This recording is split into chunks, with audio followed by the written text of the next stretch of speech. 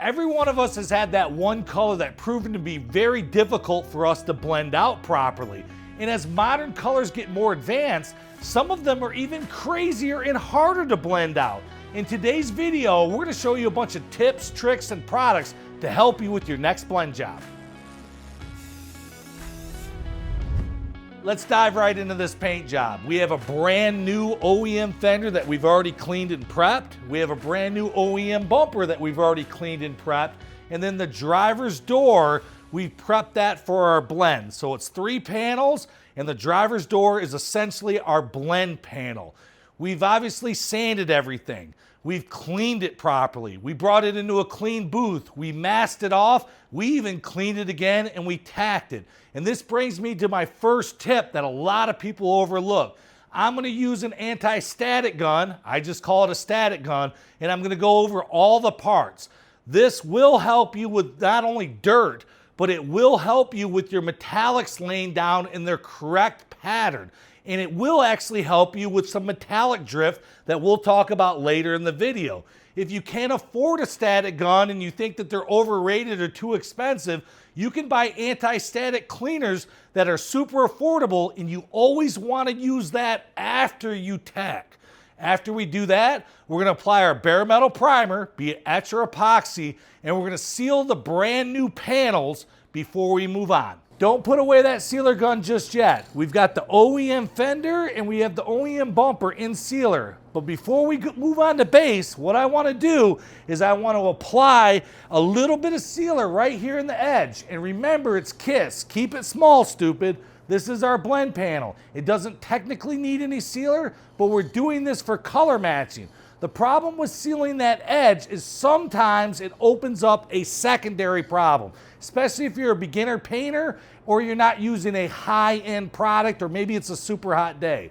Sometimes you'll notice that it'll get very dry and grainy out here. Now you can do a couple different things. What I like to do is I like to use a blender, or if I don't have a product in a rattle can, I just take my slowest reducer, put it in a gun, and immediately after I spray my sealer, I come in with my secondary gun and I melt that edge. If you don't, and you base coat over it, a lot of times you'll see that graininess, and if you base over it, it'll look like a halo, and you can tell that there's a color difference there, and it'll make your blend look pretty bad. I like to tack my panels after sealer. I even like to tack my base to make sure I didn't get some sealer out here in the blend. Whenever I tack something, I know I'm creating static electricity. I like to come in with my anti-static gun and blow a coat over that after every tack. Now we're ready for our color coat, aka our base coat, and here's 2 tricks that are going to really elevate your blending game. The first one I like to do is I like to make sure that the color is correct. I don't just buy a random pint or quart of paint or not do a spray out. You want to make sure that the color is close to the original. If it needs to be tinted, tint it. If you need to buy something else, buy something else.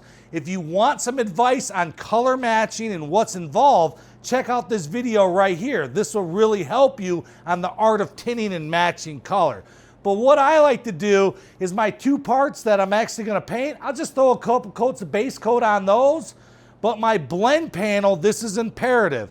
I want to use a transparent base coat. Some people call it a wet bed. And I like to apply 1 coat over the entire panel. And I like to spray it a little bit wetter than base, but not as wet as clear. So call it that 70-75%. And then immediately I come in with my base coat and I kick my wrist and I try to make it where it doesn't create a hard line.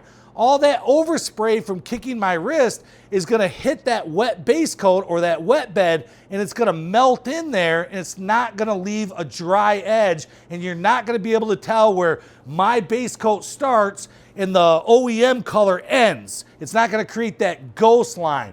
If you've ever painted a silver and you don't use a wet bed or a transparent base coat, it's almost impossible to blend a panel without leaving that dark edge. So making sure your color is correct and using a wet bed are 2 key steps in the art of blending. There's 3 things that you want to remember before you actually move on and get your base coat done and move to clear. Number 1, However you spray this panel, you want to spray the adjacent panel. You don't want to put 5 coats on here and 3 on the other. You don't want to paint up and down on this one and left and right. So you want to keep these 2 panels the same amount of coats, the same amount of wetness, the same PSI, and the same pattern. So when you put them together, they match. That's a good one. Another one is the wet bed. You only need the first initial coat. You don't need to apply a wet bed, then a coat, a wet bed and a coat, a wet bed and a cut. You're gonna get too many mills, you're gonna make everything weird, too much money. Just the first wet bed and you're good. A lot of paint manufacturers, what they talk about is to do a reverse blend, meaning the biggest coat first and progressively get smaller. And that's what a lot of paint companies teach, and that's fine if you do it that way. I personally do it the opposite way. I start out small and I progressively get larger, and I want to keep my blend no more than the 50% mark. But play with it each way to see what works best for you and your paint line. We got 3 coats of base on it and we think we're ready to clear, but slow down, big shifter. Before you break out that clear coat gun and wet this bad boy up, we want to break out our light, and there's several things we want to check before we apply clear. Number 1 is we want to make sure that it's covered. We don't want to have any light or thin base. Number 2, we want to make sure that our repair is invisible and it's 100% consistent. What does that mean? There's no dry edge, patchwork. Everything looks super consistent. Also, we talked about metallic drift earlier. I like to call it Tokyo drift. What happens is when you kick that base coat gun out every time, if you don't tack, you continue to get that dead overspray towards the end of the panel, and if you don't tack it properly, there's a lot of sand piling and graininess, and it's gonna really make your color and your blend look way off. So make sure you don't have anything weird going on. If you notice this, all of our color is kept inside the 50% mark. If you look down here, there's 0 base coat. That's a good sign that you keep it small, stupid. Check everything and be very thorough, because once you apply that clear coat, what seems small right now is going to be magnified and be a big deal later, and you really can't do anything about it unless you repaint it. Maybe your blend doesn't look this good and you're looking for a couple more tips. Well, I got 2 more for you. Use a slower reducer. I like to use the slowest reducer, the hottest reducer I can get away with. A more high quality reducer will let your metallics and pearls lay down better, so quit using that budget reducer. Here's another one good for you, is you can take your wet bed and mix it with your ready to spray base coat. Depending on your paint manufacturer, you may take 30% base, 70% wet bed, all the way up to a 50-50 mix, and you don't have to paint the whole door. Just come in where that blend is not looking perfect, and you can kick it over that blend and it will help disguise it. Those are 2 pro tips that'll help you in your journey. There it is, 2 coats of clear, and as you can see, it's a perfect blend. It's an invisible repair, which is obviously what we want. If you follow these tips and tricks, anybody can do this. This is not hard. If you slow down, take your time, and come up with a game plan. Believe it or not, when I first started painting, we didn't have the internet. We didn't know all this information.